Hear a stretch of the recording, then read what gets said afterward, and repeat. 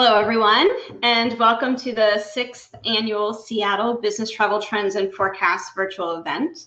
My name is Jen Bankert, and I'm the Director of Content Solutions and Conferences for the BTN Group, and I'm so glad that all of you have been able to join us today. I was so looking forward to this being an in-person event this year. In addition to just loving Seattle as a city and loving the Pacific Northwest in general, I have family in Seattle, so any opportunity I have to that business takes me to Seattle, I get to combine that with some family time, and that's just not going to happen this year. So fingers crossed that we can reconvene in person next year. Today we're using a virtual platform called Remo, so I hope that you took advantage of being able to see and talk with the other people at your table before we got started. You'll have some additional opportunities to talk with others at your table, both during our mid-event break, as well as the deeper dive roundtables that we have scheduled for later on in the agenda. We are recording today's presentations and panel discussions, so we'll make those available to you after the event. I do encourage you to complete your attendee profile by going to the upper right corner of your screen. You'll see your initials. It's useful to list your company name next to your name, and we encourage you to upload a headshot as well if you're comfortable. Whenever we're back in that what we call ballroom view, on the right side of your screen, or I'm sorry, on the left side of your screen, mixing up my left and right, you do have the opportunity to download a copy of today's program, download a copy of the slides, as well as the assignments for deeper dive conversations later on. And then on the right side of your screen, you should see a panel where you can chat with the rest of the folks here today. So there's a general chat, and you also have the ability to engage in one-on-one chats with individuals. And so I'd actually like to invite everyone to go ahead and put a note in the chat and say hello to everyone.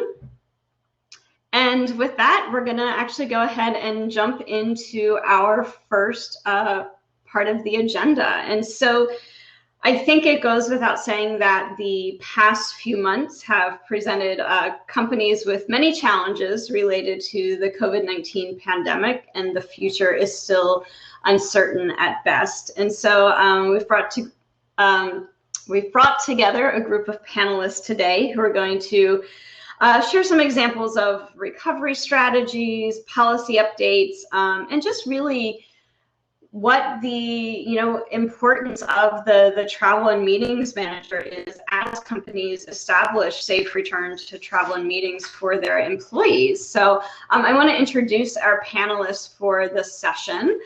So first up, we have Pam Massey. I think lots of you know Pam. So she is the Deputy Director of Travel for the Bill and Melinda Gates Foundation. She's also one of Business Travel News Best Practitioners of 2019. So welcome, Pam. Next, I'm going to bring Meredith Waymeyer to our virtual stage. So Meredith is the Manager of Travel for Slalom. So thank you, Meredith, for joining us today. And then last but certainly not least, I'm going to bring Teresa Wilson to our virtual stage. Teresa is the Manager for Global Travel and Travel Security for PATH. So welcome, Teresa. And David, I'll let you go ahead and take out the slides. David, most of you know my colleague, David Meyer, so he is behind the scenes on slide duty, but you'll get to see his face a little later on in the agenda. So Pam and Meredith and Teresa, thank you so much for giving us your time today.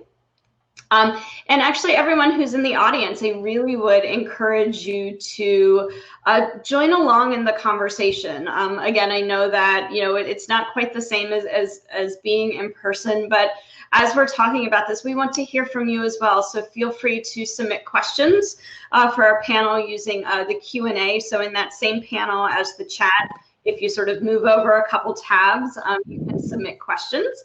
What's nice about this platform is you also have the ability to upvote questions. So if someone sends in a question and you're like, ooh, I would really also like an answer to that question, you can just, there's a little arrow that'll pop up so you can vote on that question. And certainly feel free to converse with each other via the chat. If that feed is a little distracting to you, you actually do have the ability to minimize it, so you can move it off of your screen. So let's go ahead and dive in. So I'd like to start the discussion with just a really brief level set. So I'd like to ask each of you, Meredith, I'll start with you, and then we'll move to Pam and then to Teresa. If you could each just give us like a very brief overview of the current state of both sort of return to the office as well as return to travel and meetings for your company. And then we'll dig into that a little bit deeper later on in the conversation. So Meredith, what's happening at Slalom? So for now, we are still in what we're calling a protect phase, where we're saying no non-essential travel. But essential travel can kind of be difficult to define. So how Slalom has decided to define it is, of course, any travel is subject to government restrictions, especially internationally. You need GM approval. And what we're calling essential travel is anything that's client project related or billable, and really any sales critical meetings with clients or partners, because our business is, we are a consulting firm. And in terms of return to work, we, like many companies, I think are about the 20% of people can be in the office. So really it's maybe some facilities workers, but most people are still work from home. And most of our clients are also like that as well. So people aren't needing to go into our clients' spaces much yet. But that's kind of where we are for now. Great, thanks for that update. Pam, over to you. What's the state of things at the foundation? Not that much different, essential travel only. I think that we're just in an interesting phase of there being some pent-up demand. So what does the next phase look like?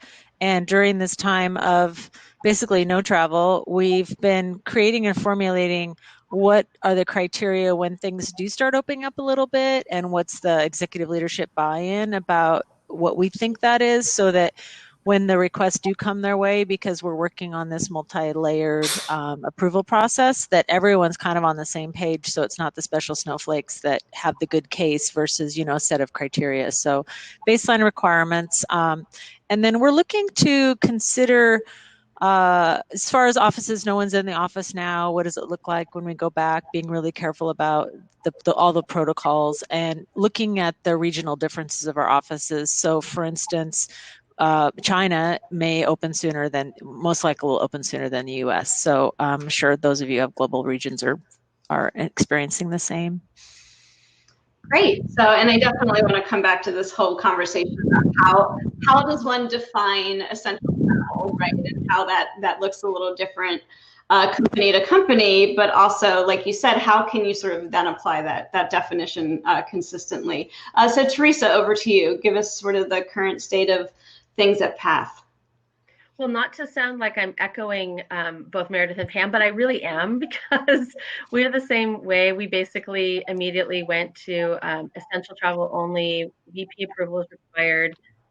We did open up a little bit and said for domestic travel that in our offices outside the US, that the country directors could make decisions about domestic travel because they know better what's really happening in those individual countries. So we have had a return to some domestic travel, not the US, but in some of our Africa and our Asian countries, which has been great for them. And it's taken the place of maybe some of the international travel that we may have done that now we can't.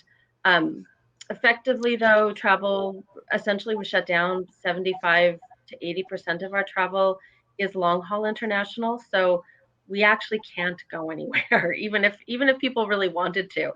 So really what we've done, or what I've done over the past 6-7 months, is really, continually try to reinvent what does it look like when we go back to travel? What is it going to take to make people feel more comfortable going back to travel? How do we protect them?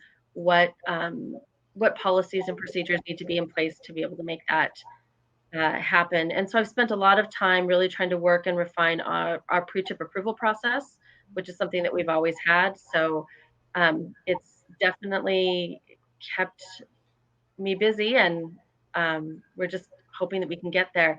Our offices technically have remained open, but we've been all strongly encouraged to work from home. So we can go back in up to about 25% capacity, but at this point, all around the world, most of our employees are working from home. Great, thanks for that. And I too, I want to dive in a little deeper with some of the work that you've been doing over the past couple months to prepare for when travel does start to pick up. So before I go back to some of those questions, I'd actually like to hear from the audience a little bit. So would love, certainly all the buyers who are in the audience, but also our consultant friends who are with us today. I'd love to just get sort of a pulse check on what are your current priorities right now, or for the consultants, what are you seeing with your client?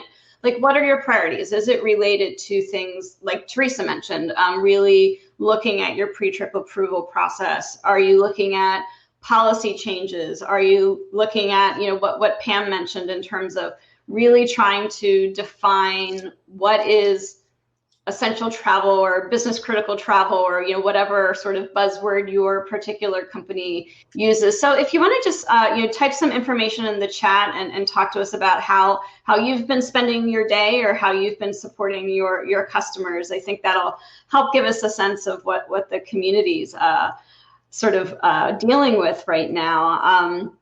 And so while we're waiting for those chat responses to come in, Pam, I want to come back to you. So can you talk to us a little bit about what your role has been in helping the company to land on a definition for essential travel, and how you can then apply that definition consistently across the folks who might need to travel or are requesting to travel? Sure. Thank you. So first of all, it's not just me. We are very fortunate. We have a really strong security team. And in this case, they are taking the lead. So this definition is yet to be agreed upon, but basically in a couple hours, we'll be joining a meeting with our executive team where we'll present what we think and what we're advising this list should be. So, and that's, I think my role has been primarily just having this requirement in place instead of just the tactical process of a form with set approvers. And so my mindset has been, what we always kind of bring to the table in travel is, how do we make this more user friendly? Because we recognize it's we're a much more restrictive environment, and there are protocols, yet how do we layer on some sort of an ease and the automation that we're used to delivering to the solution into this kind of new space? So my voice has been like, let's have a set of criteria, let's agree on what that is, recognizing I'm not in the driver's seat, that security really is in this place. And they'll be looking at what Teresa mentioned, like, can we even go there, right? So security will look at this first before it even goes to approvers. Can you get a visa? We're bringing in, so another request I made is, let's bring our visa and passport specialists into this role early, so that the traveler in that way doesn't have to do the legwork to ensure that they can even get there, right? Versus what is the traveler responsible to do. So I guess it's not really a list as much of it's a mindset of doing the requirements, but yet with some sort of ease and automation to the extent that we can. Great, and I appreciate that whole recognition of automating it and making it as easy as possible, right? So that you have that criteria set, and it probably uses people's time more efficiently as well. I'd like to come back over to you. So you mentioned that you've been spending a lot of time looking at your pre-trip approval process, so that when travel does start to pick up, you've got your process really refined. So can you talk to us a little bit more about what that has looked like, and maybe what are some of the changes that you've been looking to implement? Right. So we've always had a pre-trip approval process, but it was largely based on financial approval for the trip. So as a nonprofit organization, we have to make sure that that we have the financial approvals in place for our donor requirements. We had an approval process loosely in place for high risk travel that happened sort of right before you traveled. where you would have to get approval for specific high-risk destinations or extreme risk destinations if we went to someplace like that, which we normally don't. With COVID, though, we had to sort of take a bit of a turn on that policy, and we started treating really the entire world as extreme risk because the pandemic kind of elevated that status and then thus required that risk approval to happen before the financial approval. So really what it was kind of defining this list of criteria into two parts, which is what, kind of what Pam had talked about, is the travel even feasible? So there's a whole litany of questions. If you can't get a visa, if there aren't regular flights, if you have to quarantine for 14 days, if you don't feel comfortable, if you have medical conditions, whatever, you have to kind of go through this to find out, can you even go? And then you need to work with that VP and make sure that your managers and all kind of those line leaders are in approval that the travel is essential. So what makes this travel essential? Why is it important that you go? So the travel might be essential, but why do you need to go? And do we need this many people to go somewhere? And then, do you understand the risks? Can you tell us what your mitigation plan is at this point? And then, I attest that I'm going to do the following things. Because when you're kind of asking for permission, if you will, at this early stage of travel, there's really a whole lot that has to be done. That's just kind of step one. So we started out kind of putting together as comprehensive but as short a form as we possibly could, knowing that we don't want it to be overly onerous on people, and put out a Word document that people would email back and forth for approval. And it's not very elegant. And then I started working with IT to see if we could kind of create a smart form or something. And that actually morphed into us creating an app that we're in the process of launching that's really based on our financial approval system. And that will, hopefully we're going to launch it as soon as, I finish my part of it this week, where everyone in the globe, regardless of where they are, will be able to use the same app. It will feed a database for reporting.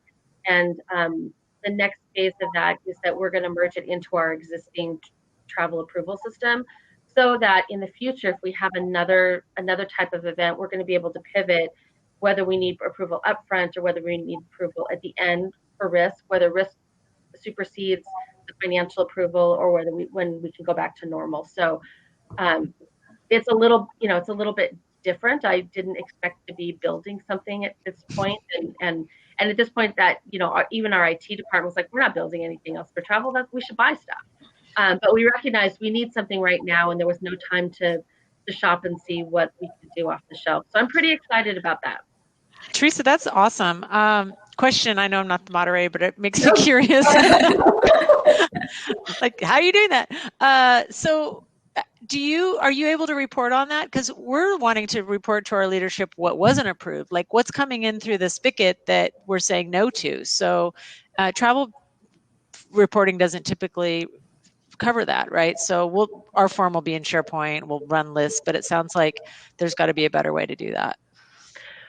Right. Well, this for us, we will not have reporting out of the gate, but because we're collecting all of the fields and we're time stamping when those approvals are, we should be able to run reports on what has been denied and what those comments were at the time.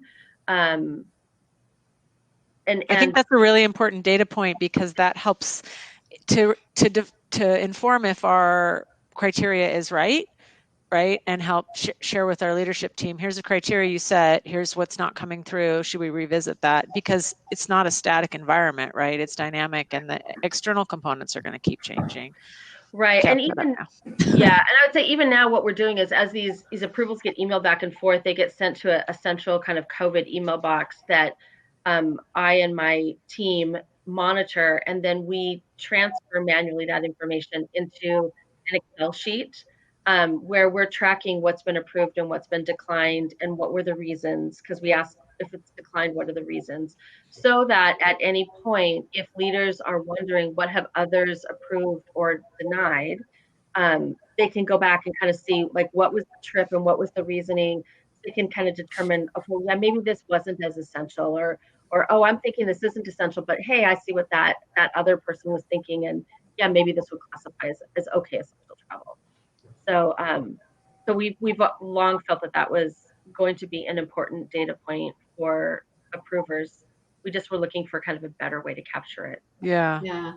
That's so, I mean, I just love this idea that, you took it upon yourselves to develop an app and to use that technology so that you could collect that information in a easier, more efficient way, as opposed to, like you said, sending Word documents back and forth. And I thought your comment about, not really having the time to go out and shop for another solution was really interesting. I love all the comments that are coming in through the chat. So keep sending those in. And so a question, again, I'd love to pose to the audience is, have any of you felt the need to develop a tool, whether it's an app or something like that? And have you, again, developed that within your own company, or have you worked with supplier partners to get some of that information? So again, feel free to kind of add those in. And I actually want to turn to you, Meredith, and this sort of connects to something you put in the chat, Pam. So Meredith, I know when we talked last week, you had shared that Solemn previously didn't have a mandated travel program, and now it is mandated, so that you've had to do with that, a lot of traveler outreach, a lot of traveler communication. So this has obviously been a shift for your company. So can you talk to us about, I know that it's probably a pretty obvious answer, but what was the impetus for that change? And then how are your travelers responding, and what types of communication and education have you had to do with them? Yeah, great question. So as you mentioned, Solemn did not have a mandated program. We actually only launched our travel program about a year and a half ago. So it's relatively new. So we had that executive buy-in for the program to exist, but as Slalom has been growing so quickly and our executive and leadership teams have been growing and really have been outside hires, they're shocked that we don't have a mandated travel program. So we had that executive support, and we're slowly chipping away at that. But once COVID hit and Slalom really exaggerated their focus on employee and traveler safety and customer service and discretionary spend during this time, mandating Slalom travel was something that just was part of that. So even though we were eventually working towards a mandate, that timeline got sped up for sure. The good thing is that we have only really a handful of people that have been traveling during this time. So the pressure of delivering in such a short time frame has kind of been off of us. But in terms of what we've done in order to accommodate the mandate has been a lot around traveler education. What tools do we have? What onboarding programs do we have through Workday when you start? It's difficult because Slalom has a local brand. We are a local consulting company and want people to work where they live. We also have a brand that accommodates travel to support clients where we don't have offices. And so our messaging, it's delicate in a way where if you get hired onto a local consulting firm and then all of a sudden you're bombarded by welcome to the travel program, that's kind of sends mixed messaging. So we have had to be creative in how we do onboard people to the program and introduce them to the policy and things like that. But like I said, having Workday learnings in our system, we moved our SharePoint site from on-prem to 365, which was something Slalom's doing across the board, but it really freshened up the information and really helped us identify who are the internal partners that we need to connect with and the teams that have information for our travelers that our travelers might not have direct access to. For example, our safety and security team and everything around our travel risk management vendor, information about what do you do if you need to travel internationally. who do you have to contact, and how do I expense my travel charges, or how do I get firm paid charges? So those types of things, creating internal partnerships and really diving into those was really important for us in the beginning. To support the mandate. Also, one thing is Slalom is really growing internationally, and we are implementing in all of our international markets pretty much right at the get-go, which has been challenging just from a vendor support standpoint, because during this time a lot of our vendor services are on furlough. And so that's been a challenge for us, having a program day one when we open offices. So this past few months, we've been working on our Australia and Japan implementations, and we'll be expanding into the Netherlands and Germany later this year. And so really just working with our vendors to make sure that those programs exist, so our travelers have that as a tool from the beginning. So yeah, those are some of the things we've been working on from the mandate perspective. But to kind of expand on that, this time has been great for us to be able to focus on, as a program, what do we need to accomplish? And because travel is now mandated, what's the reporting look like? What is leadership going to want to start understanding about travel in this discretionary spend category? So as we, get kind of everything implemented, we're kind of trying to think about the next step. When we have 50, 100, 1,000 people traveling again, what are our travelers going to be needing? And what is our executive leadership team, or even just a manager, wanting to know about? How do I support my traveler, and how can I be smart about managing my budgets, and how can our travel team support them through those processes? Some of it we've had to realize that some things will just have to wait until people ask for it, because we can't really read their minds and know what they'll want in the future, and that'll just organically need to happen. But there are some things that we can prepare for once that does pick up again. Fantastic. Really exciting stuff. And I've picked up on a few themes from all three of you as you've been sharing over the past few minutes. One theme that seems to be coming through really loud and clear, and we're going to dive into this a little bit more later on in the agenda, is just all of the different stakeholders you've been engaging with, and how important and useful those relationships are. So whether it's HR or IT or risk management, and then the second theme that I'm picking up on is, while certainly all of you are still very, very busy, it does sound like this pause, reduction in travel has really allowed you to look at your programs, right? And look at where those gaps are, look at where you have an opportunity to improve processes, and really make some improvements. So I know it's a very overused term to talk about the silver linings of this time, but it does sound like there have been some benefits, which is fantastic. So kudos to all three of you. And again, love the conversation that's happening in the chat. So keep sharing with each other and talking about those different ideas.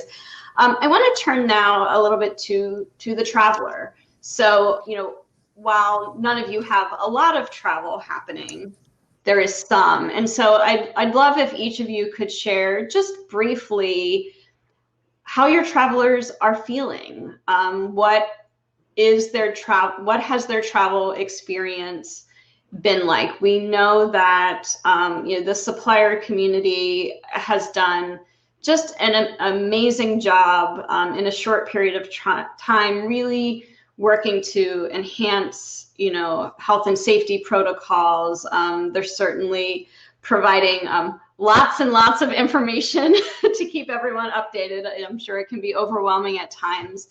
But I just, if all of you are able to share briefly, how are your travelers responding? Do they feel they're getting the information that they need? Do they feel that they are safe when they're traveling? Have there been perhaps any inconsistencies between sort of what's supposed to be happening and what actually is happening on any parts of their trip. So could I start, maybe I'll go Teresa, then Meredith, then Pam? I'm fairly easy because we really haven't been traveling. We have multinational operations. We've had our countries outside the US do some domestic travel, and they seem quite comfortable doing the travel they do. It's, largely road travel, not even air travel, right? So it's kind of low touch stuff where they're meeting with maybe one or two people. They've done a few small workshops, but they've been able to have facilities where they were all appropriately distanced and they brought, hand sanitizers and extra masks in case people didn't have them and that sort of thing. For the US, really, I had expected that we might return to some domestic travel, early on in this pandemic, that we would have returned to some domestic travel by now. But I'm realizing I don't think that's going to happen because it's just so easy to do things like this. And so I don't see that happening. And then international travel, of course, can't happen until countries open their borders for us. So I would say that when I've talked with, handfuls of our former, road warriors that are sitting there kind of twiddling their thumbs, I've really gotten a mixed bag result. So some really have absolutely no desire to go back, really just because they understand what the COVID risks are, and they just don't think that it's an appropriate thing for them to do, either to set an example for others, because we do work in the global health space. We're very cognizant of that. And then we have other people that are saying, hey, we understand those risks, but malaria is not going away, and TB is not going away, and HIV/AIDS is not going away. It's great that we're focusing all this attention on COVID, but these other diseases need attention too.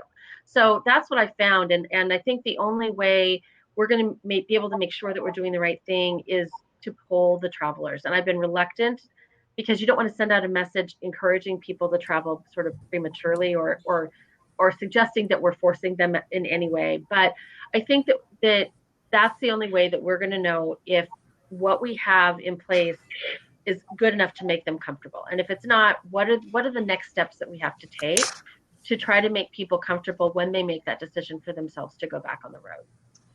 Yeah, absolutely. Thanks for that. And just, I appreciate too that you pointed out that, while COVID is top of mind for most people, there's still a lot of other things, that are important to think about from a health and safety perspective. And again, your organization has that unique perspective. I'd be curious, because you mentioned doing a possible poll of your travelers.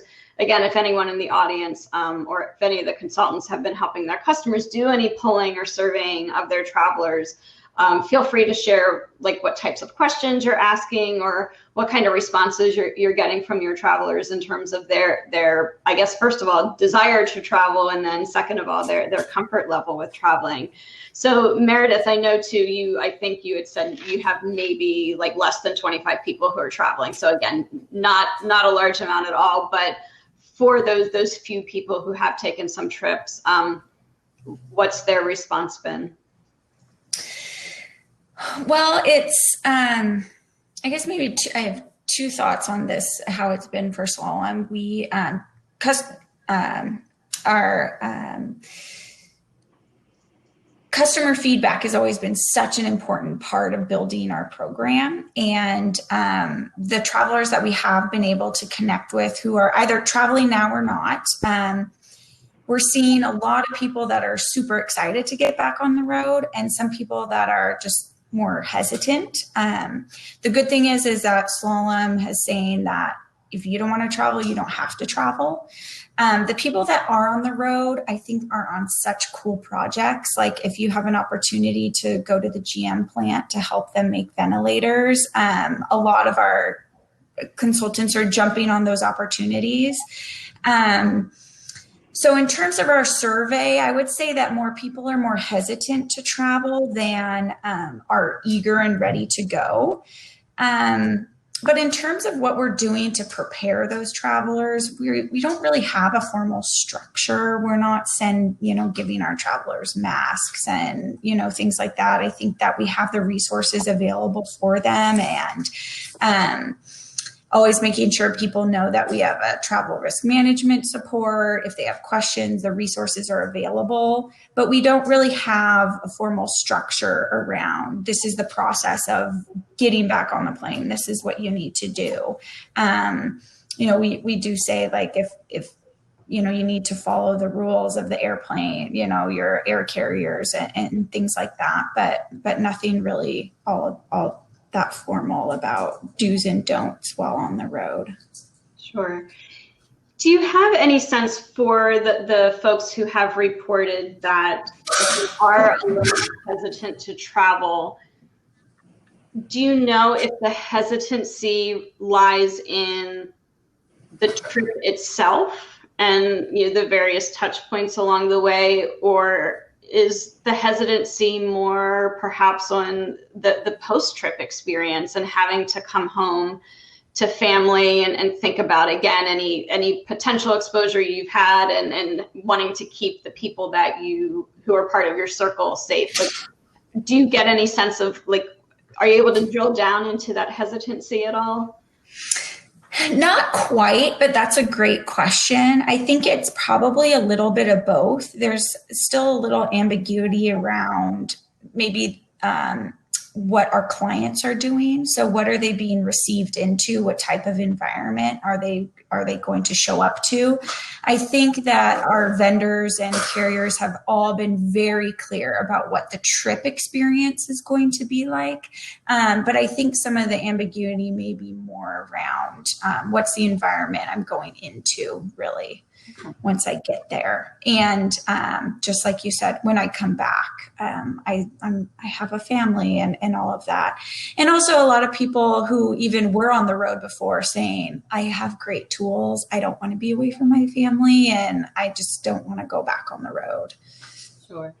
Great. Well, thank you for that. So Pam, over to you. So again, for the little bit of travel that's happening with your organization, what are you hearing from your travelers? So we're hearing not a lot, but I'm super excited. I got to put my mic on. Sure, no problem. So again, would love to thanks, Caroline. COVID puppy. Phone for 30 minutes, it worked. You adopted an animal in the past 6 months, right? How many? Okay. So I'm back. I think Teresa touched on it about the survey, and that's where we are in the process. So I think, it's really, we all want to do a survey, but we have to fit into the organizational need and appetite for this. So we were fortunate that my leader was able to bring my team to the table and say, there needs to be some travel questions in this organizational survey and this large project that we're kind of figuring out what's next, right? So it's not just travel, it's about workspace, and it's about new behaviors and what's our culture and around, post-COVID. So we're real fortunate to have been able to put some questions in that. And I think there was a lot of thinking about what should those questions be? What do we want to know from our travelers? Like, are they nervous? Like, that's not going to tell us much. So to your point of, are they nervous about what point in the travel? And we've all talked about what, we're all super comfortable with the airlines are saying. I think we talked to Delta the other day about, what they're doing in the US versus international, because we'll probably go to some of our international locations first, right? And how do they guarantee this cleanliness? And the numbers they gave us about how clean the airline is in particulates versus what we just have in our home is like crazy low. So I'm rambling, but I just think it's important to try to find that touch point within your organization and get to get that, because I think we're all just guessing at this point about people's comfort level. And then the other thing that's been interesting to me is to watch our legal team make a statement about what's our responsibility as an organization versus what's the responsibility of the traveler when they come back and expose themselves to their family or home or follow those protocols, right? And versus what can we prescribe? A little plug for our TMC that they have created a portal to help people prepare. And so we have put that up on our SharePoint. So that helps lower the angst a little bit. We have a preparation site, and our pre-trip approval form will have a link back to our visa and passport page. So we're trying to lower what we anticipate are the concerns, but we'll know more once we get a little traction. Great, thanks for that, Pam. So in the remaining few minutes that we have, I'd actually like to really dive in a little bit to the role of the travel manager. And as I think we all recognize that the future is a bit uncertain, right? None of us can have a crystal ball. We can't answer that $1 million question about, when are we going to get back to travel? Are we ever going to get back to the same level of travel, right? There's just so many unknowns. And so what we do know is that things will look different. Organizations need to, and they already are, but they need to conduct business differently. And so I think it makes sense that the role of the travel manager is going to continue to shift. Do any of you have any lessons that maybe you've learned in the past few months about how you can either sort of transfer the skills that you have to other types of areas, or how you've really been able to demonstrate your value to the organization that can perhaps help the rest of us think about, again, how can we keep ourselves relevant in the future? Pam, do you have any thoughts on that? Oh, starting with me. I would just say it kind of goes back to your organization and what the needs are, right? And you all have reputations with your organization. You probably all have a laundry list of what your special skills are, what your team has shined and been a leader organizationally. So for us, we're standing up a sourcing and procurement department that we haven't had in our organization before, and travel's been a leader and kind of doing that right. So I've immersed myself in that project work. And that's a great new skill for me, right? So it's keeping me engaged. It's giving value back to the organization. So it feels like a personal win for me, and the organization's gaining. So that's just an example of what others might be. I think there are people in our org that are so busy, the business is not usual, COVID's a priority. And then there are other people that have capacity. So if you do have capacity, leverage your skills and engage and use this time to dip your toe in and learn some new skills. So that's just my personal experience. Great. No, that's amazing. That was a perfect example. So thank you. Meredith, any thoughts from you on this? Yeah, I think something that is actually what Pam said is that it really depends on your organization. For us, our program life cycle is really, we're brand new. We've just begun. And so we're still working out some of the kinks.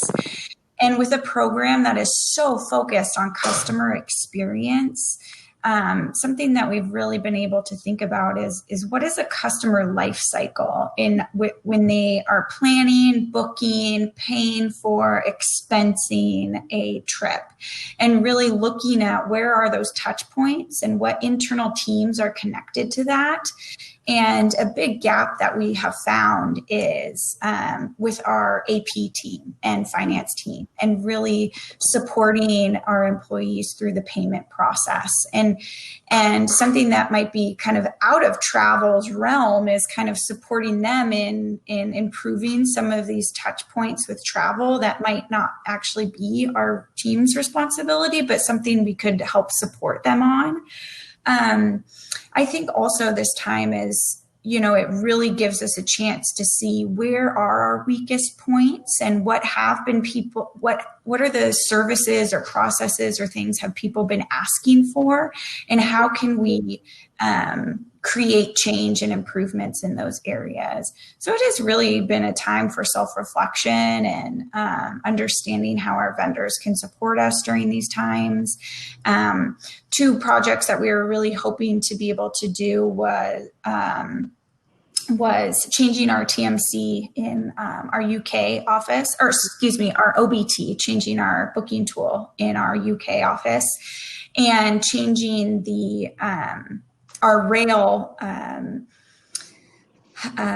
vendor also from Evolve to Trainline, and it's just something that our vendor can't support. So because of furlough, so that was hard for us. But really just seeing where are those pain points and how can we use this time to really make improvements there has been really big for us.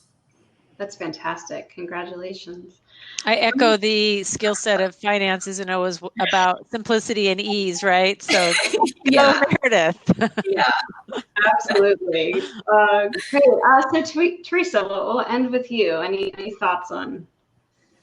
Well, so yeah, to Meredith's point, I think I know that at Path it is organizational, first of all, and at Path a lot of the things that take up my time maybe aren't exactly the same things that align with most sort of typical travel manager job descriptions. You know, no one's beating down my door to find out how many days in advance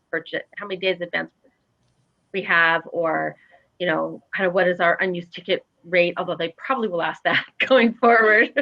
But I really think that just sort of overall, you know, the focus on having a managed travel program was cost savings, right? It was cost savings and making sure that that we had kind of all the right vendors in all the right places.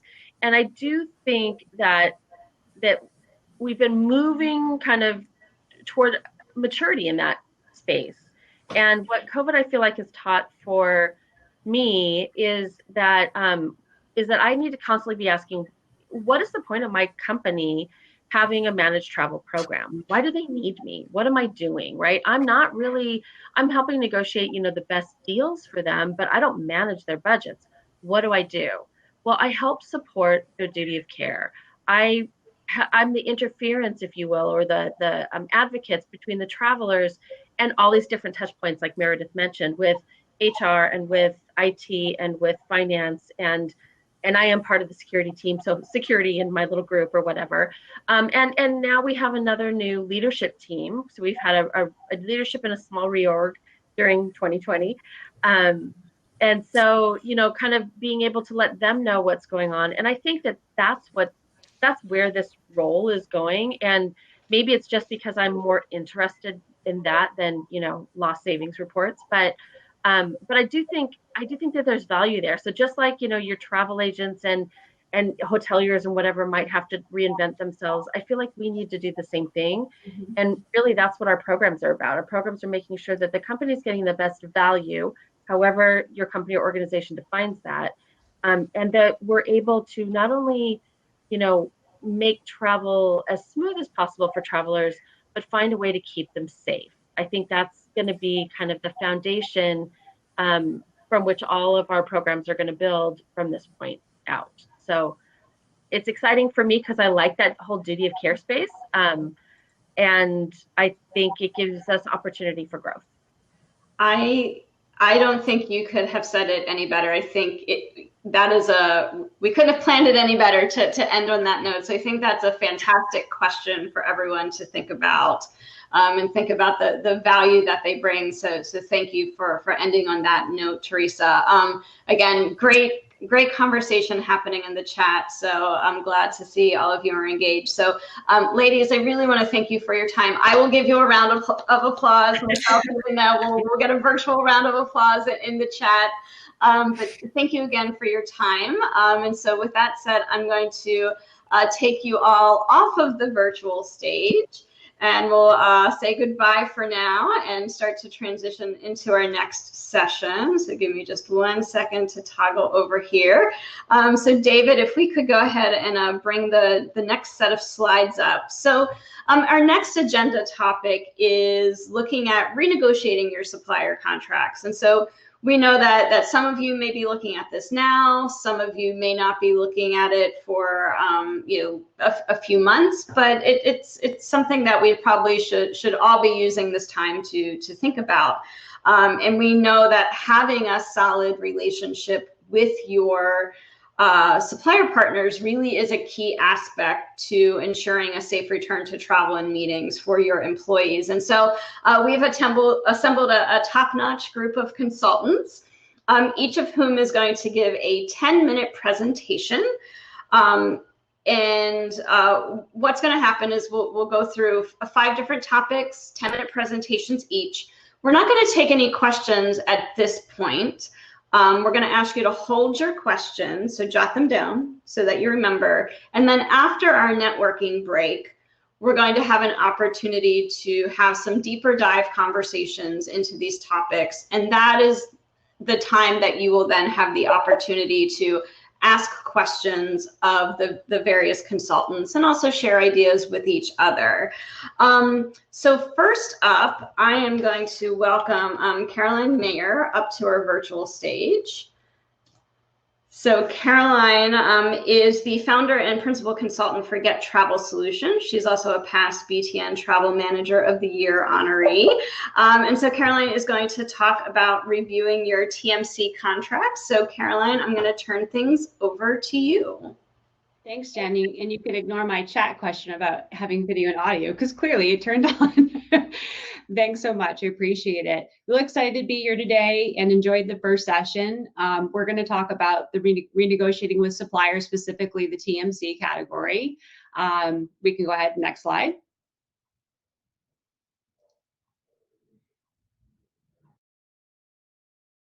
Can you hear me? Next slide. There might be just, Caroline, there might be just a slight delay. So David will keep up with you. We promise. Okay, great. Oh, we want to go back one.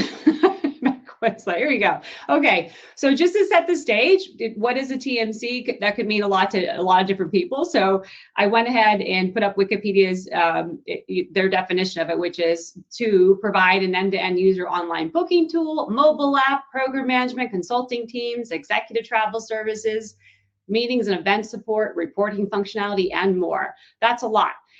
So what we want to represent here is that the TMC may mean you may be using it for one piece of your business in the travel. You may be using it for a lot of different things. So it may mean a lot of different things to different people. So we want to keep this just as a broad definition of what the TMC is and the solutions and products and services that they offer. Next slide would be great. And so when you're looking at the TMC, if you're just basically using them for booking and they're fulfilling and servicing you with an online booking tool, they're booking on behalf of your employees in the background, they're making sure all these things are happening. The agents are there for live support, of course, on the online booking tool. You might have a chat feature, you could email them or call them. Live agent support is what we would call that category. And then you have some basic reporting. You might have some custom reporting you do with them on bookings, your savings, your cost avoidance, et cetera. But this is just the basics of what you may have in place. And as I said in the earlier slide, there's lots of other things that they may do as well that you may need to consider.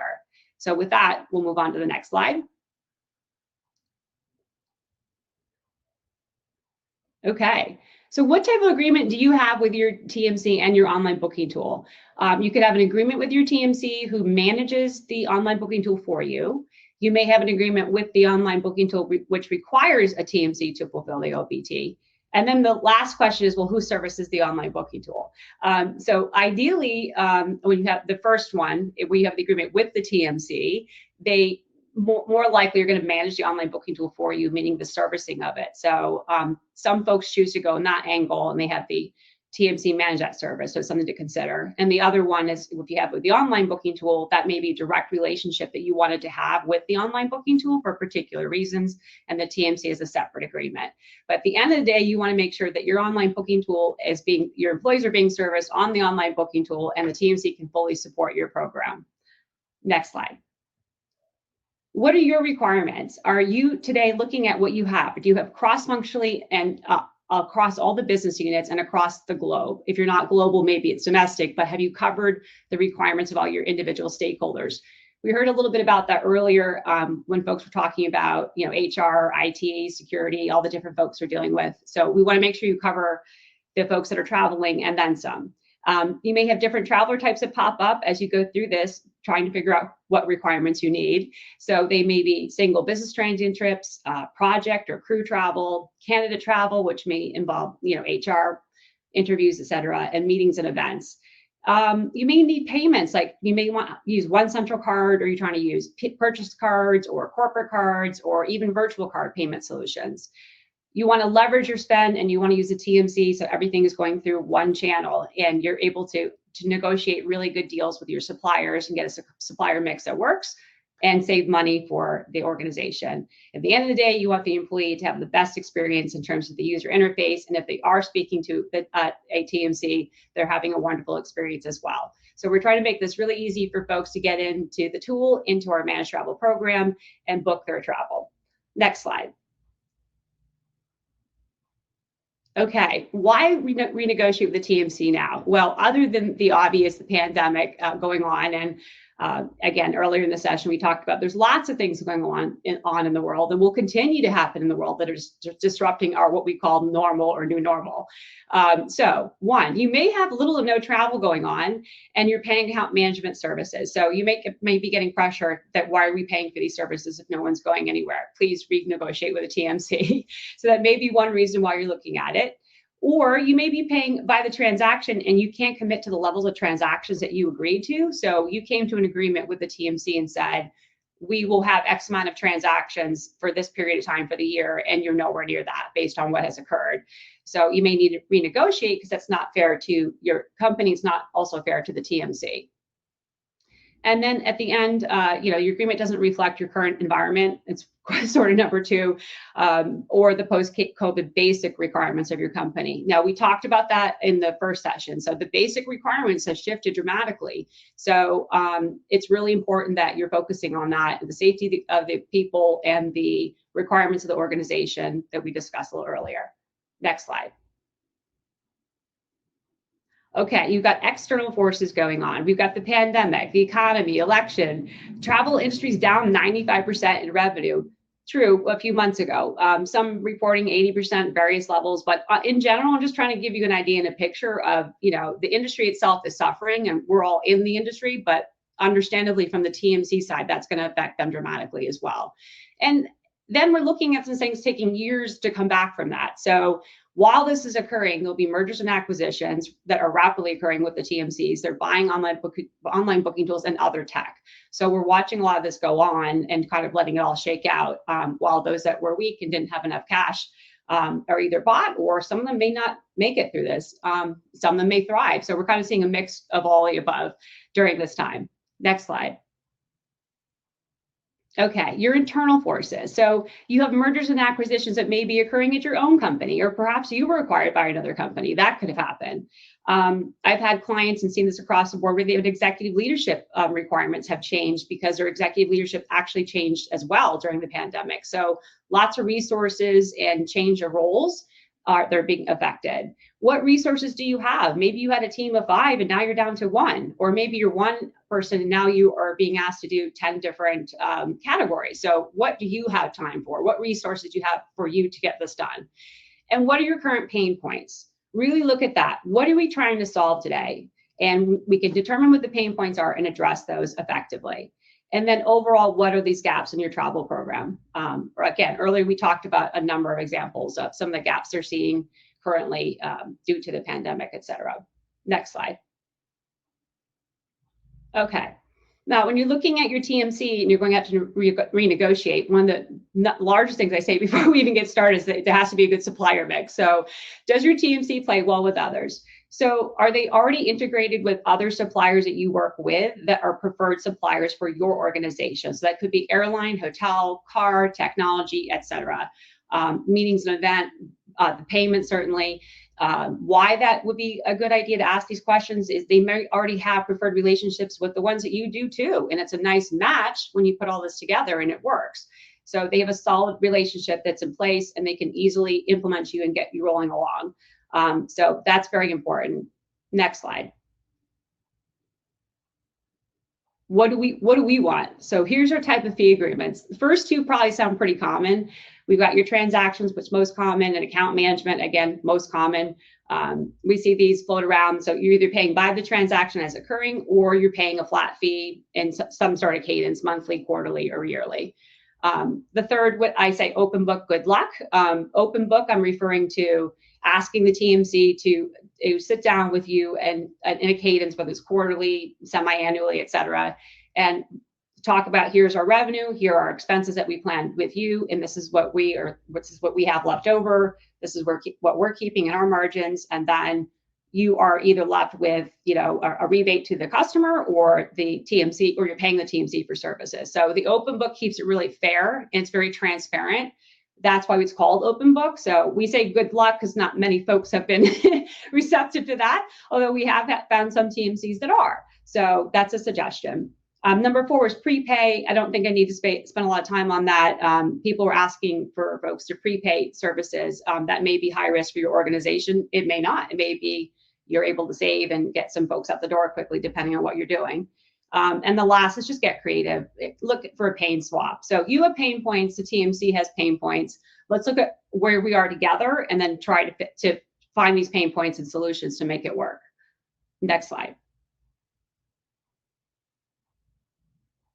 Okay, in this example, we did a renegotiation of a TMC about a month or 2 ago. And what we did is we approached the TMC and we asked to renegotiate. We agreed on doing a no revenue share rebate, like I just previously explained, and no fees will be charged to the client until 2020 or later, much later.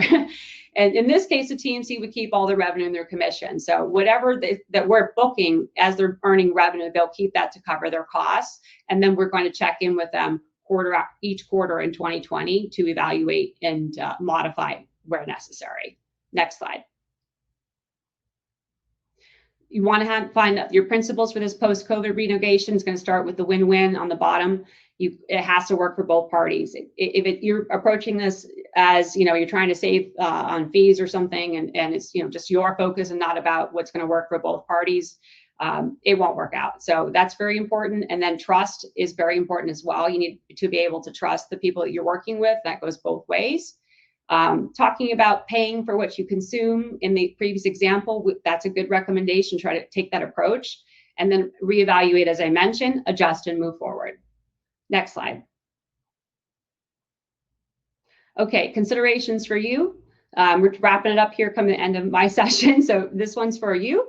Fluidity. Pricing and agreement may change. That's true. Your requirements may continue to change. Right now, we're on quite a roller coaster.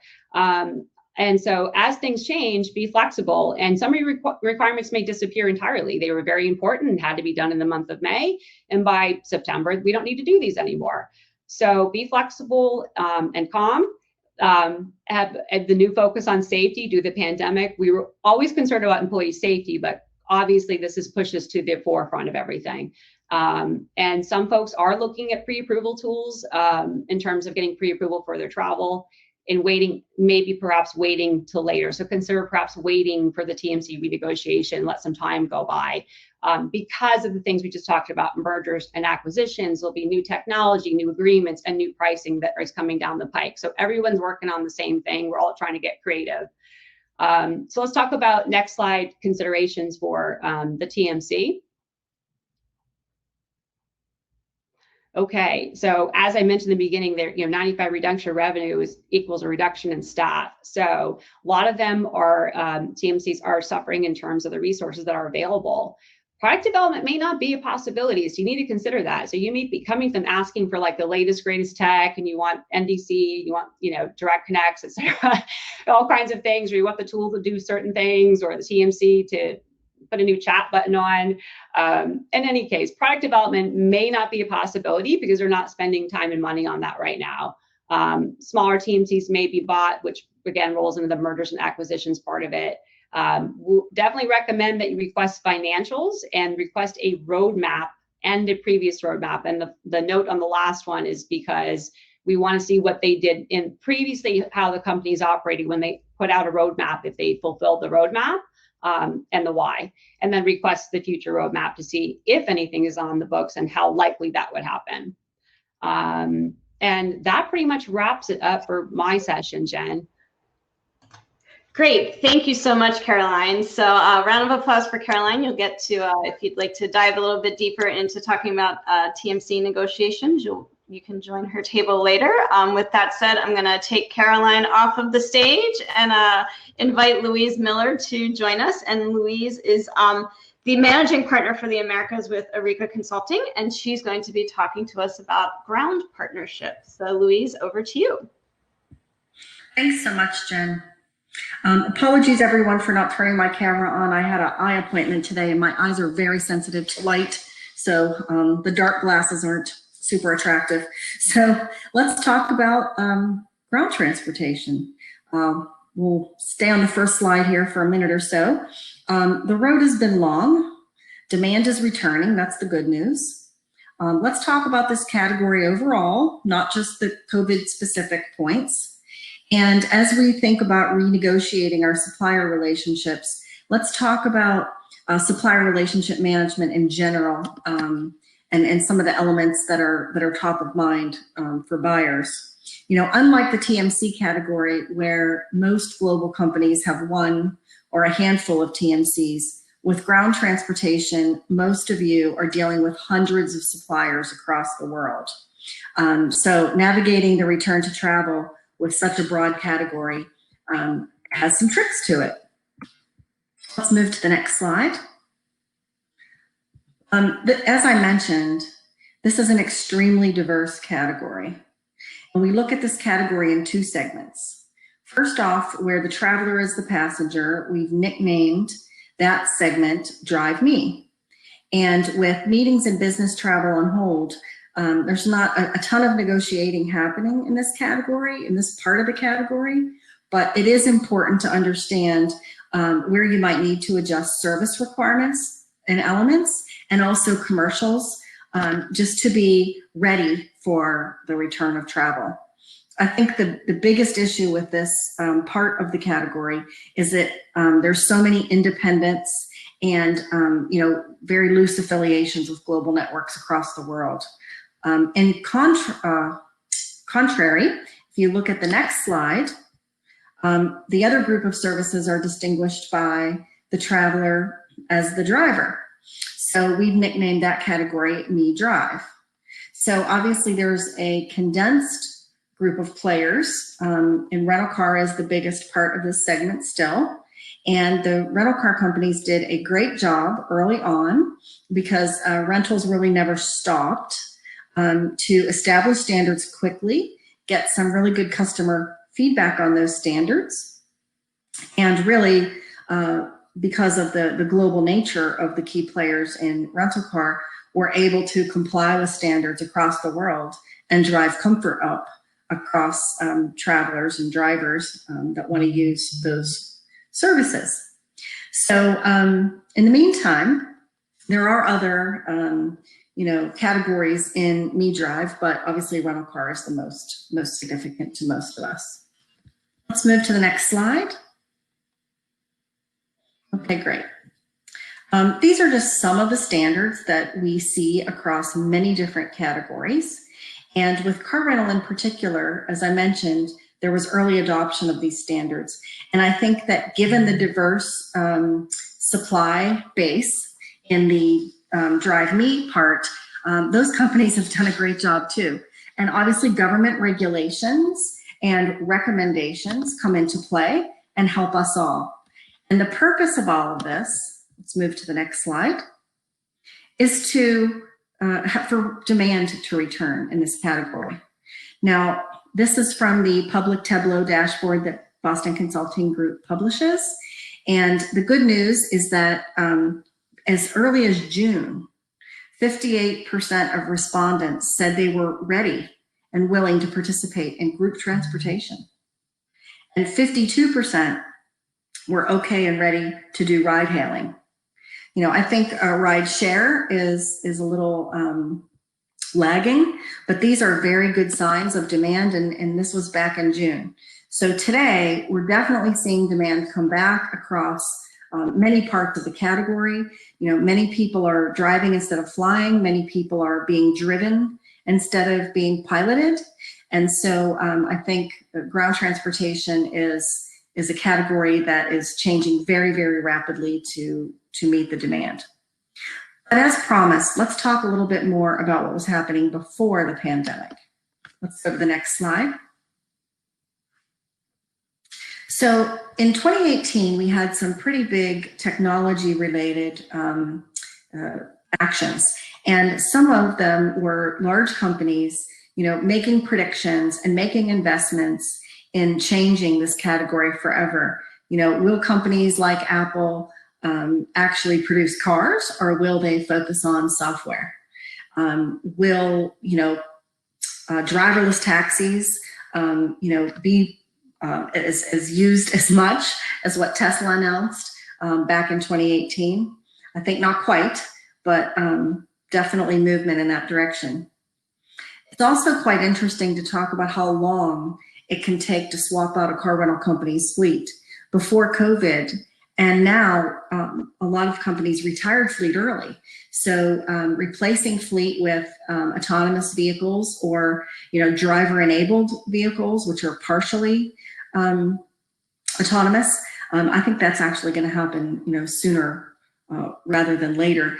And another enabler for car rental in particular is that prior to the pandemic, their pricing sophistication was getting more and more advanced, and more yield management practices were in place. So they topped about 10 million rate changes worldwide in the car rental industry. Pretty impressive.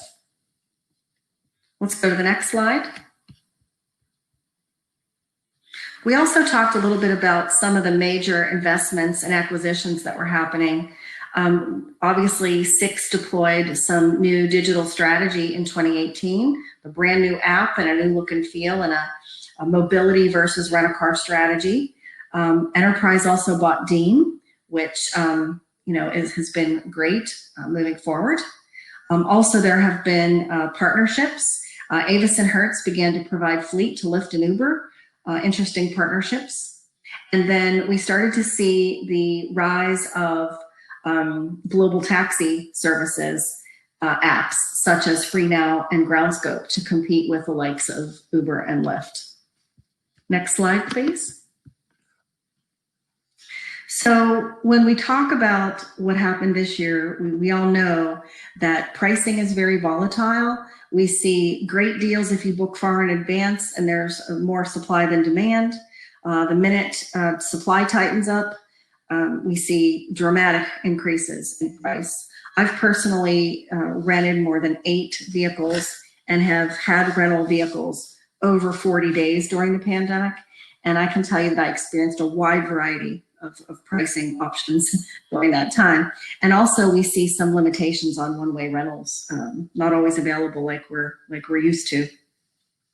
So we still believe that by 2030, we're going to see a significant increase in the use of driverless capabilities. And I also think that the prediction made by JP Morgan Chase in 2018 that robotaxi with rideshare and hail services will be a $285 billion industry by 2030. We're not quite sure it'll hit the $285 billion anymore, but we still believe the rise will be dramatic. Next slide. So with all of these changes in this category, it's hard to think, what are the actions that I need to take today? And I think today it's pretty simple. You need to make sure that you're covered in terms of your suppliers and that you have options. Many companies had, 90% plus with their top preferred supplier in car rental, for example, before the pandemic. And others are now thinking that they want to have a strong secondary simply because the equilibrium of supply and demand is not going to be something that's easily reached in the coming year to 2 years. So what are some innovations to watch as we go forward? It's easy to think that innovation is going to be slow or stop. Companies don't have a lot to invest, but actually we believe the opposite is true. Next slide, please. We know that rideshare and hail forced the giant automakers and rental car companies to re-examine their business. The pandemic has forced that re-examination. We will see consolidation of suppliers and we will see the evolution of services to meet the demand. Things can't stay the same in this sector. Next slide. A quick example, many in the millennial generation are either not getting their driver's license at all to date, or at least not getting them at 16 or 17 years old, maybe like was common when I was that age. In large urban areas where the cost of parking and insurance are high, vehicle ownership is simply prohibitive. And I think we're starting to see the effects of that. Not sure that some of the things we were seeing before the pandemic will now ever be the same. Next slide. So the trends that we've just been talking about are impactful in many ways. New vehicle sales in the US, we believe, peaked in 2019 and will never again reach that $18 million level we experienced that year for all the reasons that we just talked about. Next slide, please. Another point in your supplier strategy moving forward to think about is how we utilize vehicles. I know it sounds challenging right now to think that we might rent a car, drive to a hotel, park it in the parking lot. That car is used overnight by a delivery service such as Amazon or Walmart. And then in the morning, that car or even a different car is in the spot waiting for me. So I think we need to keep our minds open to innovation. And I think due to sustainability objectives that we're not backing off on as a globe, as an industry, and also because of car fleets tightening, we're going to see some very creative use of car rental, and the services that you are responsible to communicate and provide and procure for your travelers are going to continue to change rapidly. So let's wrap this up. Thank you for today and being willing to talk about this, and we'll move to the breakouts. Not quite ready for the breakout yet, soon, but thank you so much, Louise, and certainly hope that your eyes are feeling better soon. So next up, we're actually going to bring Neil Hammond onto the stage. So Neil, if you want to turn your camera and mic on. Neil is the managing partner, Neil is a partner for Gold Spring Consulting. And he is going to give you some insight into your airline contracts. So Neil, over to you. Very much indeed, Jen. Okay, well, welcome everybody. Nice in Seattle virtually. So I'm going to talk about one or two things about your air program and how you may interact with your suppliers to make things better. So if we could just move forward, let's just remind ourselves of what the airlines did in response to COVID from the start. So obviously, incredible drop in revenue. Airlines have actually been very, very good over the last number of years at increasing their revenue from other sources, and little known thing is freight. So they were definitely looking to expand and increase their activities in freight and cargo. They obviously on the passenger side reduce their capacity and control their network, something that they can do very well to reduce and offset costs. An initial concern we saw from the travel community, particularly the corporate travel community, was on status levels, and the majority of the airlines extended their status levels through 2021, knowing that the volumes were going to be down in 2020. I think you'll all agree that the airlines have done a very, very good job on communicating their COVID-19 measures, and will do so. Of course, that only recognises that the airline flight is one part of the journey. So I think most of us would feel pretty now, but we know that we've got to go through the airport. So you see the carriers now focusing on the entire airport experience in the hubs that they can control. But even that is part of a journey, and we probably recognise that a couple of other things need to happen in order for travel to return fully. And one is that we need folk back in the office because we need a destination when we travel. We need to visit people in the office. So not only do we need people back to their office environment, those who are going to go back, but we also need those companies to open up the office environment to visitors, which may be a delayed step. And then probably we do need companies to accept or manage the liability of having travelers back on the road again. For this reason, we've seen leisure travel returning quite strongly and ahead of business travel. And it's likely that the corporations have identified that putting travelers on the road and bringing back COVID for the travelers themselves or into their work environment would be a risk and a liability, which they have clearly not been willing to assume. So if there's one thing we can hope for in the industry, it's probably a liability waiver or some kind of direction governments around the world on immunity from liability. That's something we should all get behind as an industry. Okay, let's move forward. I'm going to ask now, what about an RFP? Many of us at the start felt that it would be a little bit predatory in any category going out to RFP or to begin supply negotiations. But as time goes on, we realize we still have an obligation to the programs that we operate. And we have seen some RFPs, Goldspring has seen some RFPs continue through this environment and quite successfully. Contrary to perhaps the hotel space, the airlines commercial teams are generally well staffed and responding to bids. We have seen improvements in the bids that we've managed so far. And here's something that you can do. Generally, we would expect that post-COVID, as we emerge from COVID, most managed programs are going to have a expanded mandate for compliance. So bring that expanded mandate and leverage into your supply negotiations in return for a better deal. That would be a win-win for everybody. So again, you can actually do something for both sides by engaging with the marketplace.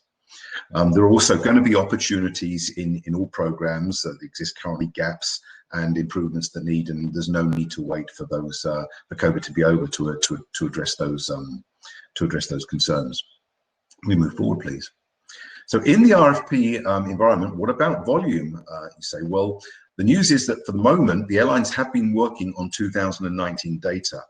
We believe that that has a shelf life on it, and that will soon no longer be valid. Particularly as travel starts to emerge again, airlines are going to start to be paying more attention to the travel that's coming back versus just relying on 2019 data.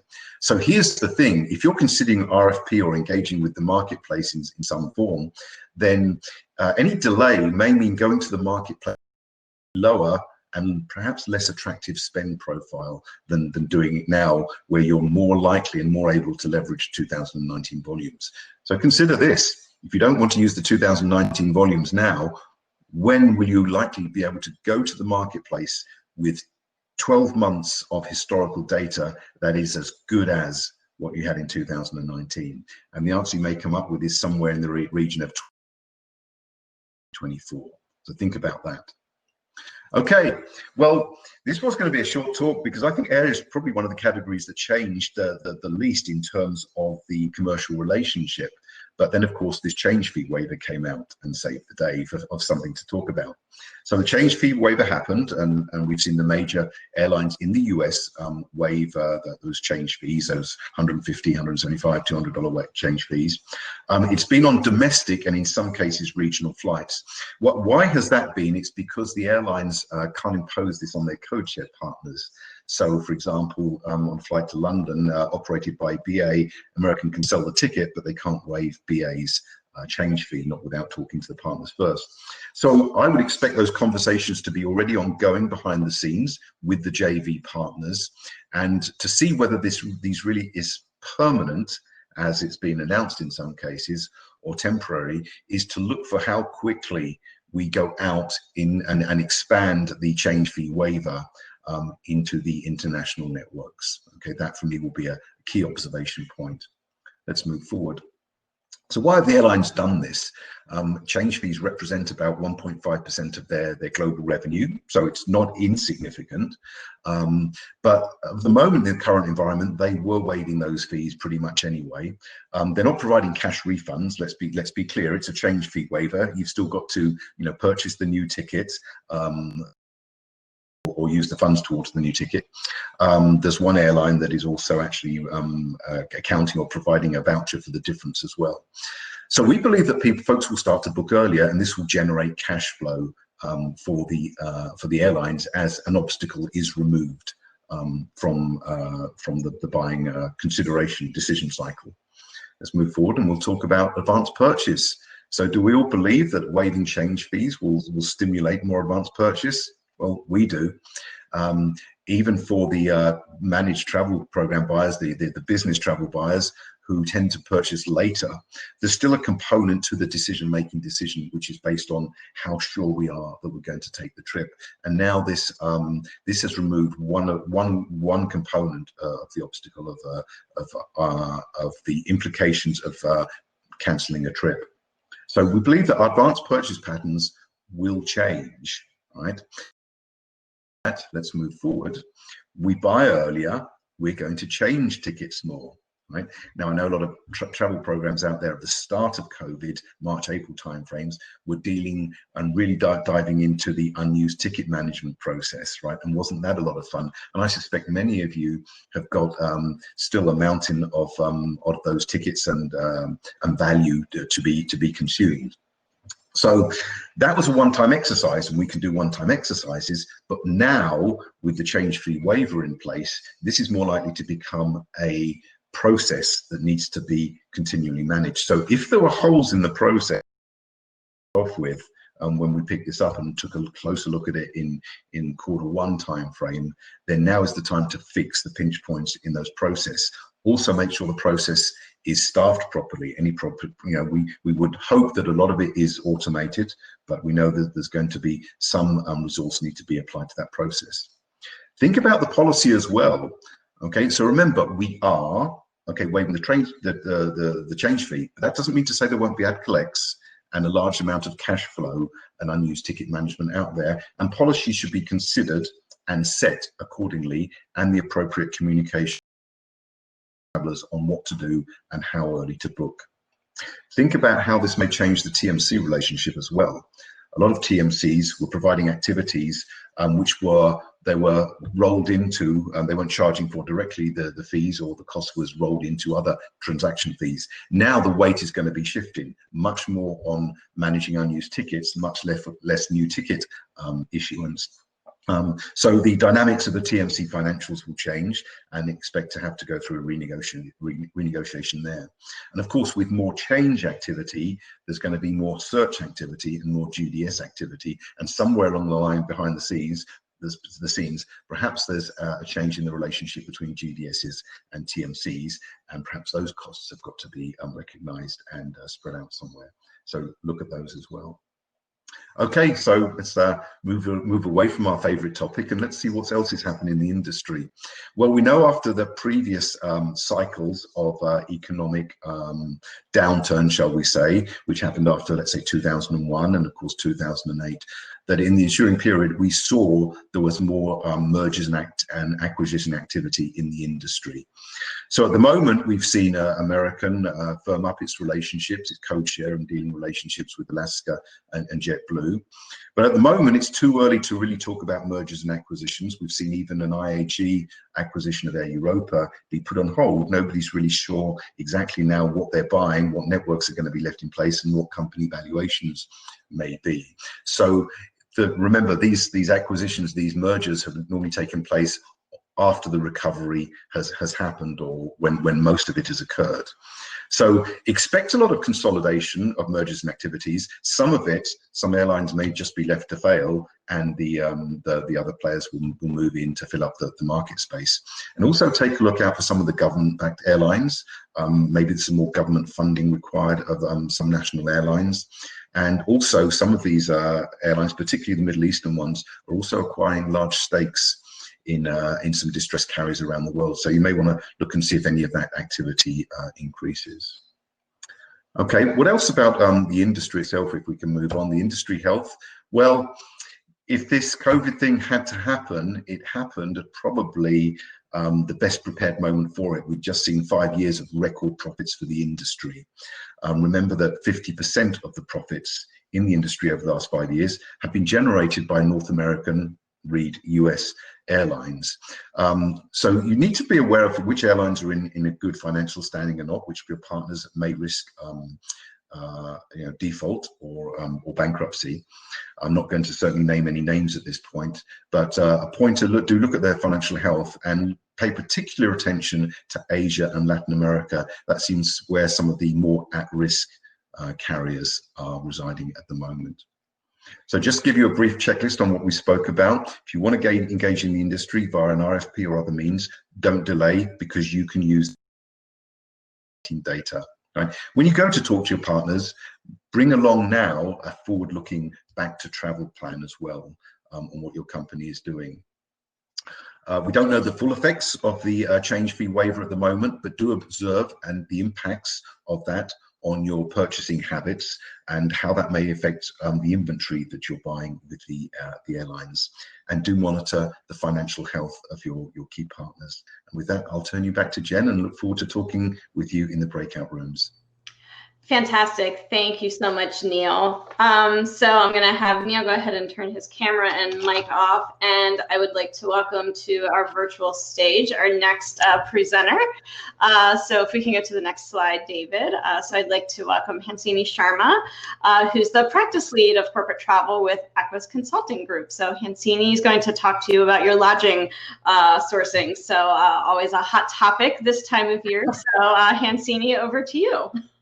Great. Thanks so much, Jen. And good morning, good afternoon, everyone. I'm going to try to keep this less controversial and focused on some of the numbers. So if we go to the next slide, please.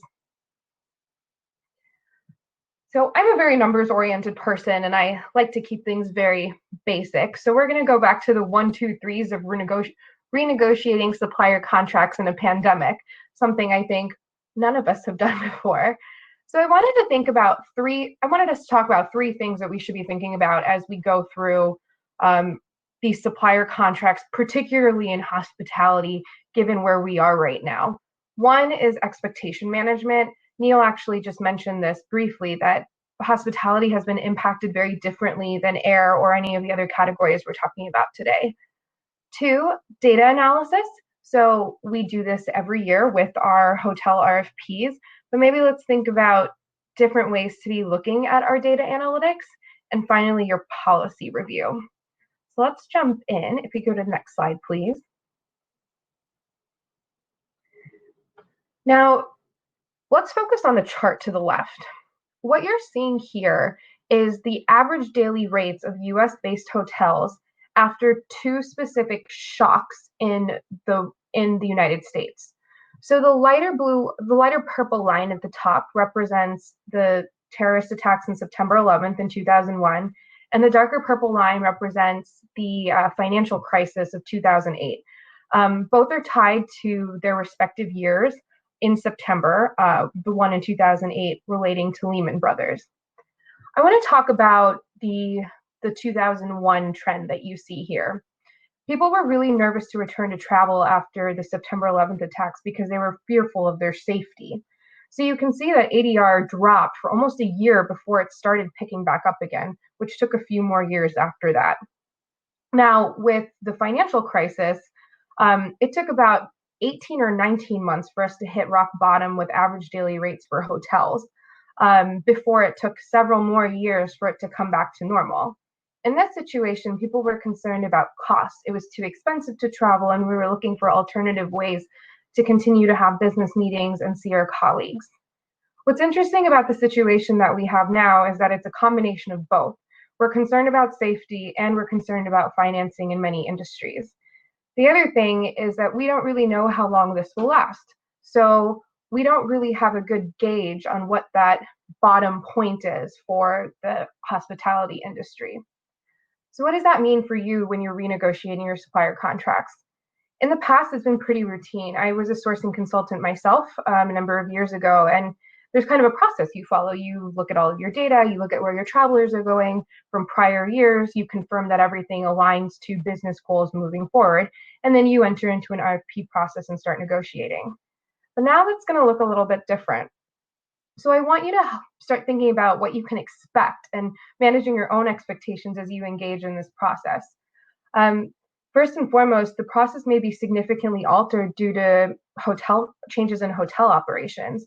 The personnel that you might have been working with in the past and the people you've developed relationships with over the years may no longer be in their positions.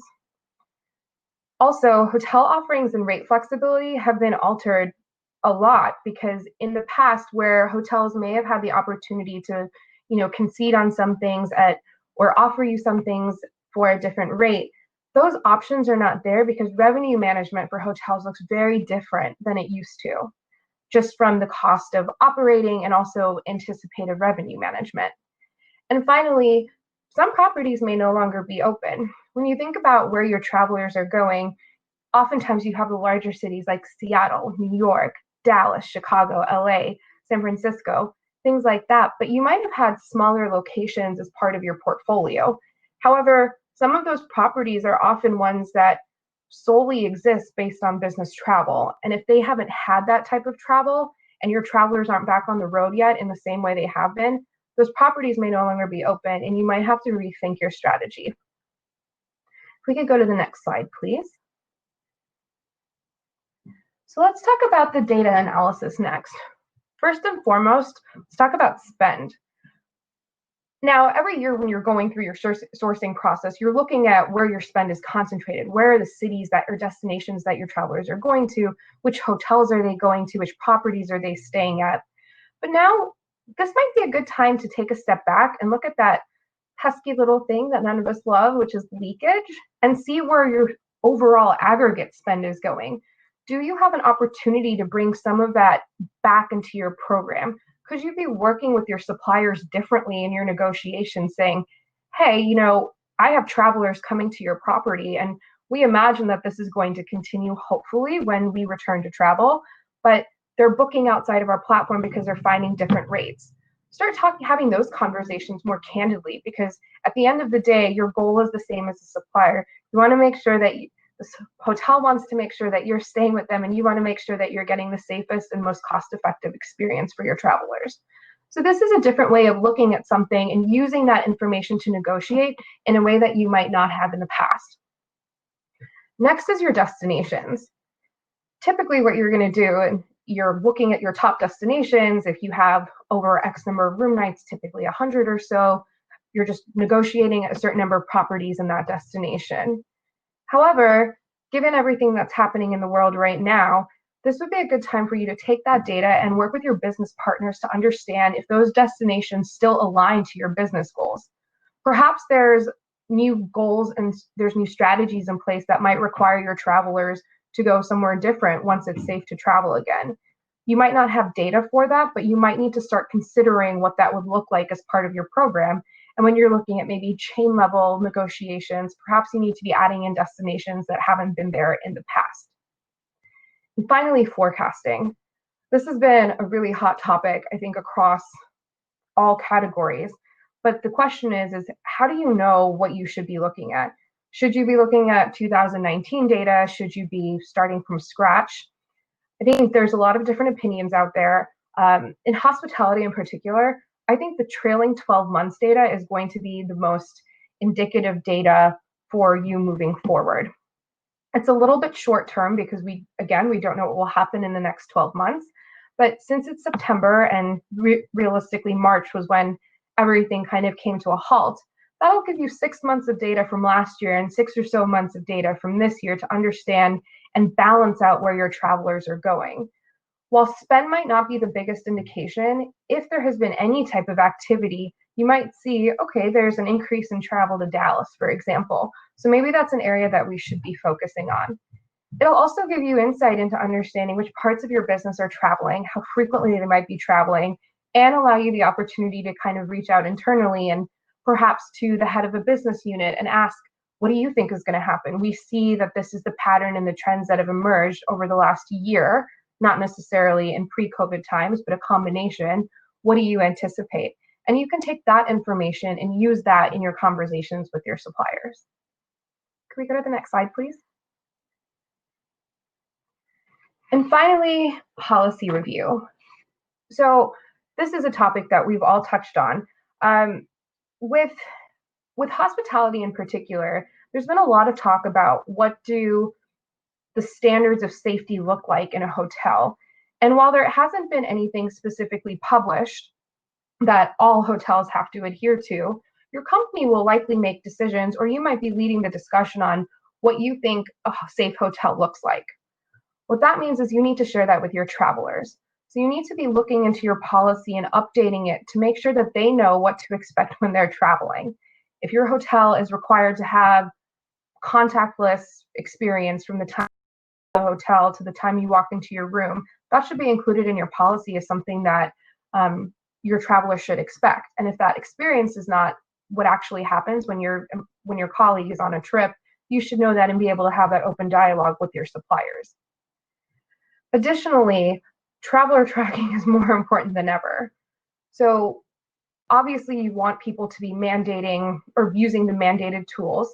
So that's something you should be talking about in your policy. That relates back to traveler tracking, where it's more important than ever for you to be able to see where your travelers are going, know exactly what their itinerary is, and be able to track all of that information. So leveraging your policy to perhaps have stricter or more clear and concise guidelines on the fact that maybe reimbursements are tied to using your online booking tools or whatever booking process you have defined, so that you're able to kind of, in a comprehensive way, understand where your travelers are, where they're going, and maintaining some of the financial aspects that will help for you to create the leverage that you have in your negotiations. Please go to the next slide, please. So to summarize, first and foremost, you need to determine the best data set to establish future expected volumes. We talked a lot about looking at the trailing 12 months versus 2019 data. The more realistic and forward-looking data you can have that speaks to immediate operations, which in many cases we're seeing that people are looking at today and maybe 1 month ahead, and at best maybe 3 months. If you can leverage that type of information in your decision making, it'll make your conversations with suppliers more fruitful and transparent. So they can also they will also be able to kind of talk to you about what their strategies and go forward plans look like as well. Next is managing your expectations. The hospitality industry is significantly impacted by this pandemic. On the leisure side, we're seeing people maybe return to air travel a little bit more, but they're staying at Airbnbs or going and staying with friends. Hotel stays are pretty significantly down still, including on the corporate side. So flexibility in negotiations is limited, as are the offerings that hotels might have. So some of the nice things you might have had in the past, like food and beverage options, laundry for extended stay, those types of things may no longer be available, which were significant factors in your negotiation strategies. And finally, review and update your travel policy so that travelers know what to expect, and so that you're holding your suppliers to a standard that your travelers can expect, and also provide feedback on, for you to continue to have the conversations and maintain relationships with your suppliers. And with that, I'll hand it back to Jen. Fantastic. Thanks so much, Hansini. So for those of you who are interested in diving a little deeper into this topic, you'll have an opportunity to connect with Hansini after the networking break. So our final consultant to chat with us prior to the break is Garth Jopling. So I'm going to bring Garth on stage here. Garth, if you just want to turn your camera and mic on, you should be good to go. So Garth is a partner with Nina and Pinta Group, and he is going to finish us off talking about your risk management partners. So Garth, over to you. Great. Thank you, Jen, and good morning to everyone. We'll be talking about risk management companies, and I will name the major names just so everybody is familiar with who we're talking about. And it tends to be WorldAware, International SOS, and Anvil. And so talking about the services that they provide, but also services that can be available through TMC. Next slide, please, David.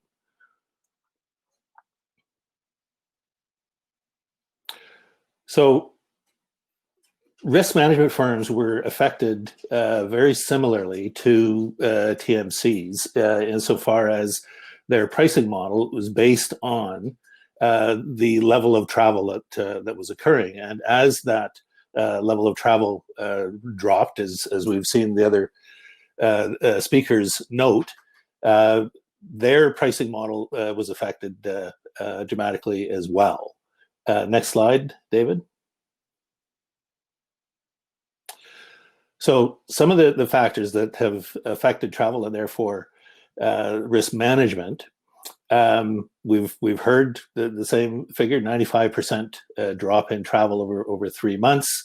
Currently running at about 18% of what it was before.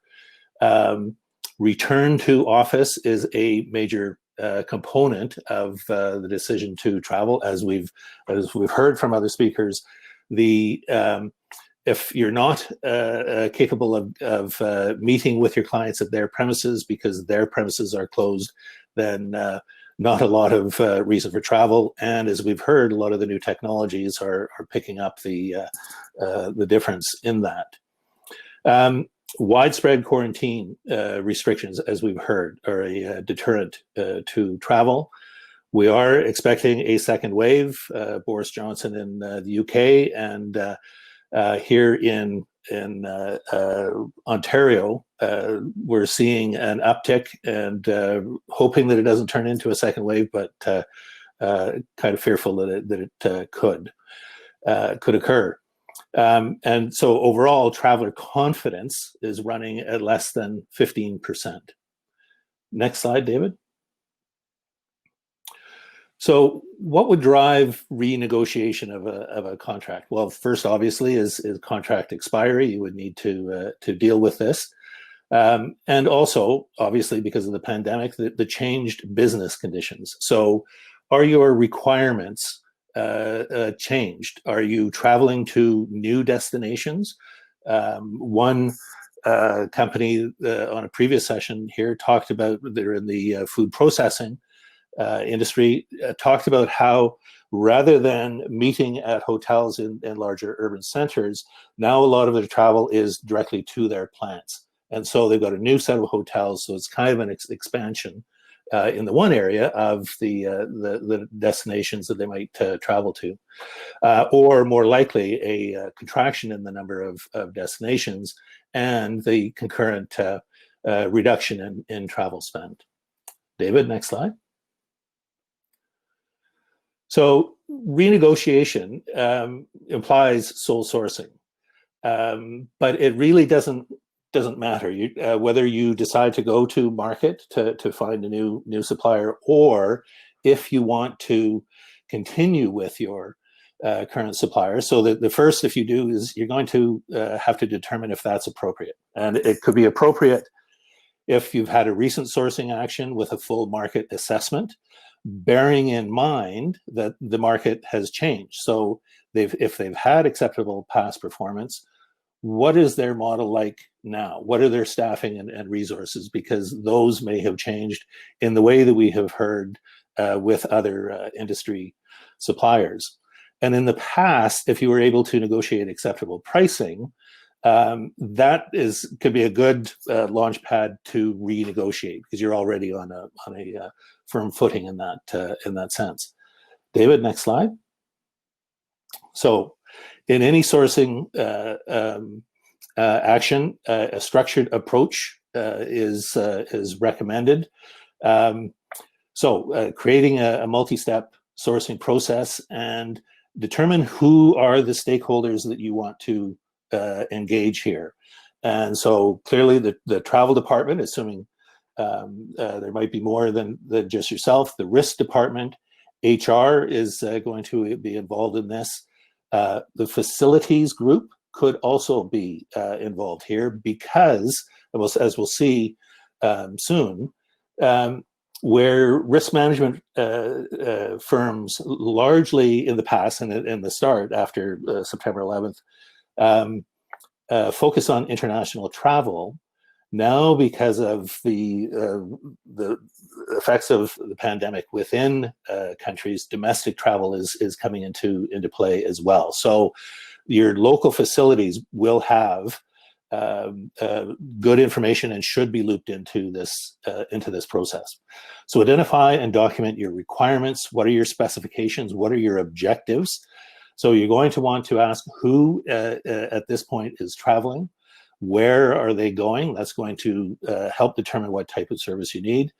Is it international only, or do you now want to include domestic travel? And is it business travel only, which is typical of the past, or do you now want to bring in personal travel as well? Because if a person travels to even another domestic destination and picks something up and may be required to quarantine at home, that can affect their return to work. Do you want tracking only, or do you want additional services such as risk assessments that have traditionally looked at geopolitical risk, environmental risk, etc., but now would bring in health concerns as well? What kind of local assistance can they provide in the various destinations that you go to, up to and including the potential for extractions if somebody's in trouble and needs to be removed from a situation? And as always, there are privacy considerations that need to be taken into account. So based on creation of the specifications and objectives, you can develop your negotiation strategy and conduct your negotiations with your supplier. Typically, the pretty standard levels within negotiations, you set targets. First one being, what's your most desired outcome? Your middle ground, best alternative to a negotiated agreement. And your walkaway point is your least acceptable alternative. And you'll also want to consider the supplier cost structure. So some have have a more fixed cost structure because they deliver their services with their own people throughout the world. Others do contracting to third parties, and that will, whatever model they have, there are pros and cons, but it can affect their flexibility as you move forward. Next slide, David, please. So the specifications will indicate the type of supplier. If you need traveler tracking only, then that implies that you're domestic only, that you're traveling to major metropolitan areas and to company locations. So fairly closed loop, fairly limited scope for things to happen. If something does, you know where they are and you can easily get in touch with them. For that, you may want to stick with your TMC. Most of the major TMCs have traveler tracking processes, work through the PNRs, and were thought to be satisfactory until crisis when some of the new issues were exposed. We'll talk about those in a minute. The other is if you require a more robust service that includes the tracking, the assessments, the assistance up to extractions. If you have a lot of international travel, if that travel in particular is to remote areas, and if those areas typically are subject to a degree of geopolitical risk, then you probably do want to include the full service range that's offered to you. And that's where you would typically engage with one of the global risk management services that talked about earlier. Pricing strategy. In the past, it has been either per traveler or per trip. And this is where it was leading off with, because both have decreased dramatically. A lot of companies are working to renegotiate with their risk management supplier, and to greater and lesser success. And so as we're seeing the TMC side of things, where new pricing models are being discussed, new models are being discussed in this sector as well. The piece I wanted to talk about with PNR tracking exposure. Typically, the trips are queued over to the risk management company, but a lot can happen between the time of the queuing and the travel. And so a number of organizations found that their data was not as accurate as they thought, and are having to look at new tracking protocols using cell phones and other ways to communicate. So Thank you very much. Look forward to talking with you, and back to you, Jen. Thank you so much, Garth. So I'll have you turn off your mic and your camera. So we've covered lots of great information over the past hour, and we'll be able to dive into all that in a little bit more detail here shortly. But now it is time for a break. So it's probably lunchtime for many of you, so feel free to grab some lunch and then connect with your peers in our virtual ballroom. I want to remind you, as soon as we go back to that ballroom view, that you can download any of the event materials over on the left-hand side of your screen. Definitely encourage you to take a look at those deeper dive discussion assignments. So we will resume the program at 12:20. So 25 minutes from now, 12:20, we'll resume our program in the virtual ballroom. So enjoy your break.